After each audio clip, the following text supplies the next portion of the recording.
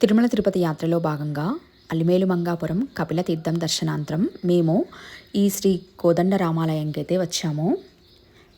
తిరుపతి పుణ్యక్షేత్రంలో శ్రీ రామచంద్రుల వారి కుడి పక్కన సీతాదేవి వెలసి ఉండడం ఈ ఆలయానికి ప్రత్యేకత.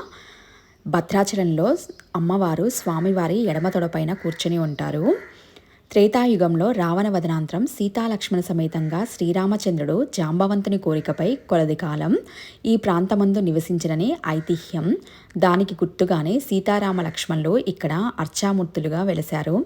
ఈ ఆలయం జాంబవంత ప్రతిష్ఠితము అనే శ్రీరామాయణ కథాగానాల ద్వారా వివిధ చారిత్రక ఆధారాల ద్వారా నిరూపితమైనది. శ్రీరామనామము పరమ పావనమైనది. శ్రీరామచంద్రుడు ధర్మానికి ప్రతిరూపం. రాముడు కోరిన వరాలను తీర్చువాడు. భవబంధ విమోచక అని భక్తులు శ్రీరాముణ్ణి పిలుస్తారు. అంటే సంసార బంధం నుండి విముక్తిని ప్రసాదించేవాడని అర్థం.